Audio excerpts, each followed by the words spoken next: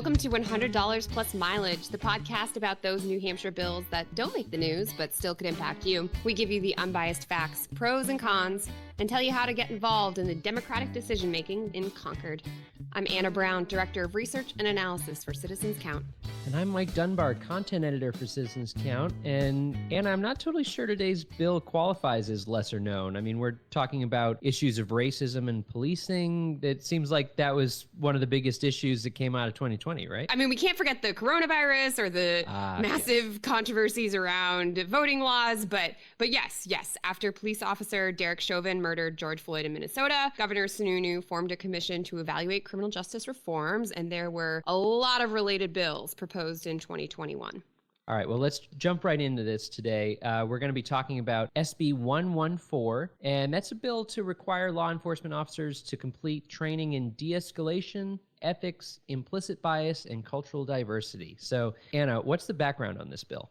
So SB 114 was originally introduced to address discrimination, particularly at state parks, kind of a totally different angle. So among other things, the bill would have created a database of racist attacks and other civil rights violations in publicly accessible areas. The Senate debated the concept of quote unquote verbal violence. That seemed to be kind of controversial for them, and other language. And then ultimately Republicans in the Senate moved to really narrow the scope of SB 114. And that amended version is what we're talking about today. So instead of addressing discrimination at state parks and other public recreation areas, the amended version of SB 114 would add just two new requirements to state law. First, the bill would require the Police Standards and Training Council to provide education and training to law enforcement officers on de-escalation, ethics, implicit bias, and cultural diversity. To be clear, all law enforcement officers in New Hampshire must complete the council's training requirements. It's almost like licensing in a way.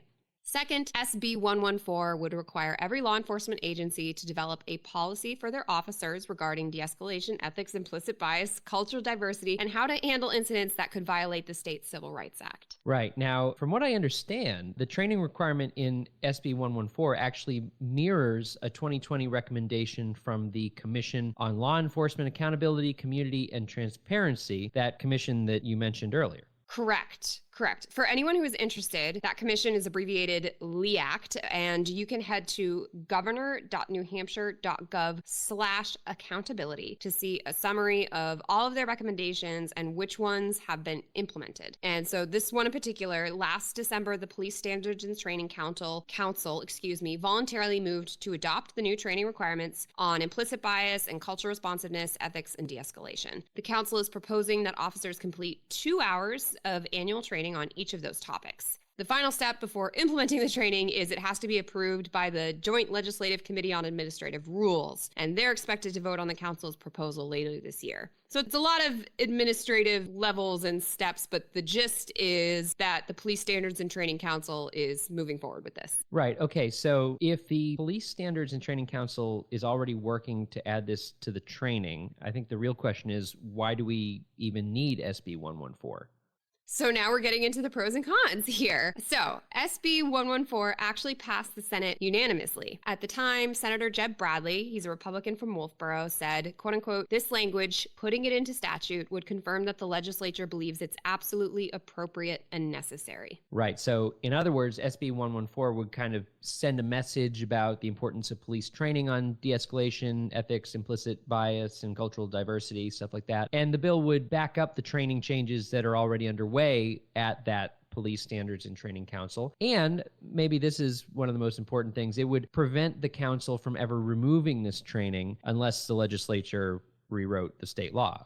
I think it's interesting to note here what law enforcement training requirements already appear in state law. When I was reading that section, it turns out that state law leaves most of the training requirements up to the Police Standards and Training Council. And obviously there are those checks and balances where the Training Council has to sort of get their rules approved by legislature. But the law only mentions two other specific areas that I found that police officers absolutely 100% have to have training. So first, the RSA 106L:7, that requires training for dealing with quote unquote intoxicated and incapacitated persons. And then the next section of the law requires training on Alzheimer's disease and dementia. And that one was passed as part of this other bill that covered a lot of other state planning around the issues of Alzheimer's disease. Yeah, it is really interesting when you think about those two were singled out as important enough to actually be written into the law. And yet, when you look at the curriculum for the police academy, there are all kinds of topics that don't have that state law requirement, from anywhere from like autism awareness to communicable diseases to meth labs and so on. And none of those are written into the state law. Yeah, I was tempted to go down a rabbit hole and see like what, like when did they add these? Like, were there ever moments when people thought about adding a bill? Like, it gets very specific. And then there's also the obvious ones. Like, there's a section on animal abuse and obviously the use of force and blah blah blah. But so anyway, if the legislature passes SB 114, I do think it would send a clear message that training on de-escalation, ethics, implicit bias, and cultural diversity are of the utmost importance. Right. And so at this point, we have to talk about the cons too. It kind of goes back to my question a few minutes ago. If the Police Standards and Training Council is already following the LEAC Commission's recommendations and adding this training, do we even really need to write it into state law? That's exactly what some members of the House Executive Departments and Administration Committee are saying. After SB 114 passed the Senate unanimously, it got a pretty chilly reception in the House. Sort of the question was, why make a law at all? Right. And then there's also some potential conflict here between SB 114 and HB 544. Listeners may not know that bill number, but they've probably heard people talking about it in the news. It's certainly not a lesser known bill. HB 544 is the one that would be a proposed ban on state trainings and school teachings that include so-called divisive concepts. The way those concepts are defined could cover inherent racism, critical race theory, and so on. So, meanwhile, HB 114 would require training on implicit bias and cultural diversity, which I could see touching on some of what HB 544 wants to ban. So there could be that conflict. Yeah. And as a reminder to our listeners, the House added HB 544 to the state budget, which is currently getting debated in the state Senate. And it's unclear if HB 544 will survive the Senate process on the budget. But so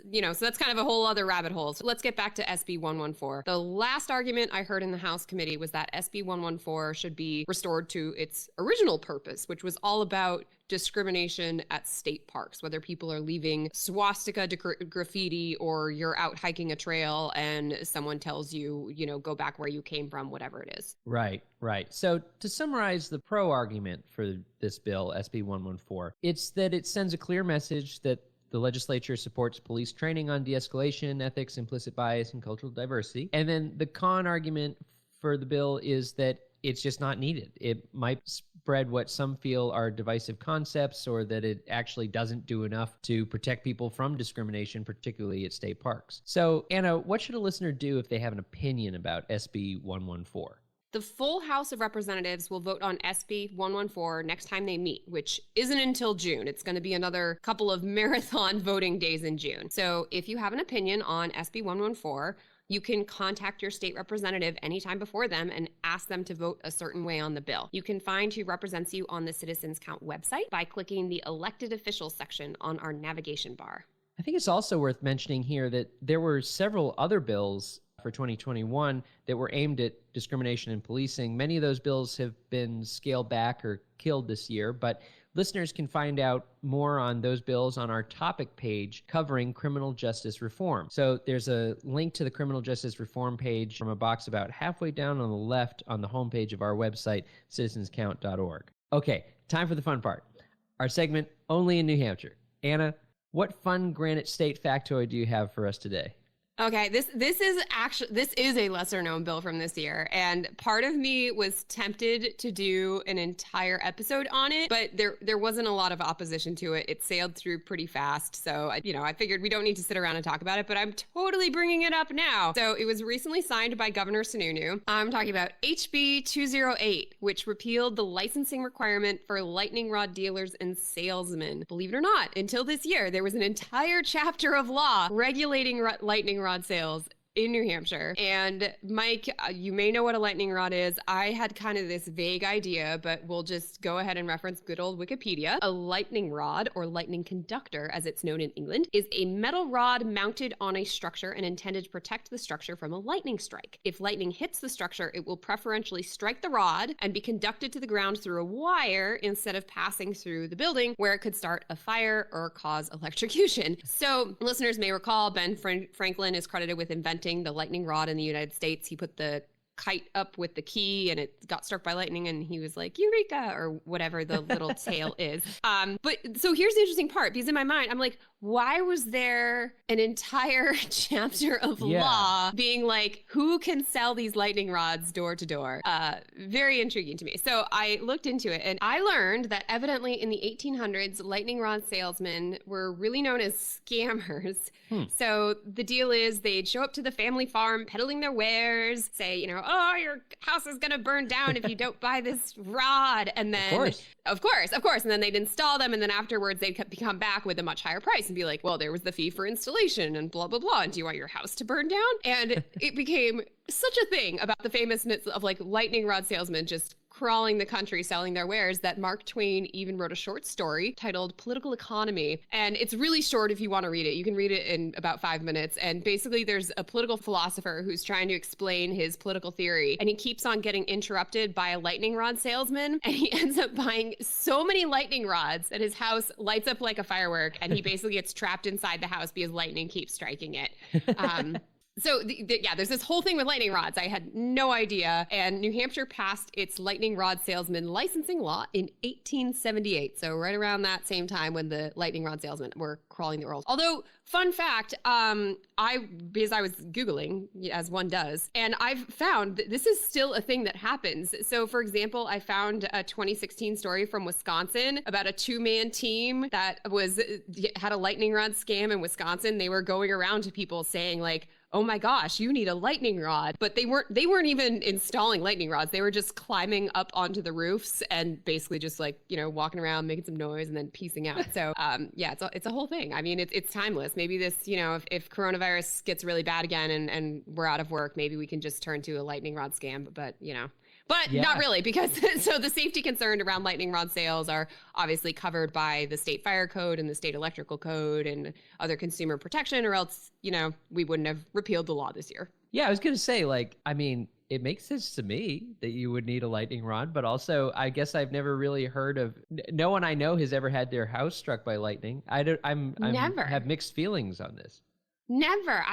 And of course now I'm questioning, like, I live in a condo, like, is there one on my building? Should I care about this? I mean, it's a brick building. Pretty much the craziest thing that ever happens is, you know, sometimes there was this guy across the street who climbed out on the roof and was threatening people with fireworks, but that had nothing to do with bricks. So I think we're safe. I don't know. But yeah, lightning rod scams. It's a thing, but New Hampshire law is no more. That's right. Watch out, folks. If somebody knocks on your door, the law has been repealed, so you never know. All right, well, that wraps it up for today's episode. You can find more information and episodes at citizenscount.org. We'd also like to thank Franklin Pierce University for producing and the Granite State News Collaborative for hosting. Our theme music is composed by Mike Dunbar. Lastly, we thank you for giving us a listen and thinking about how you can be part of what makes New Hampshire by the people, for the people.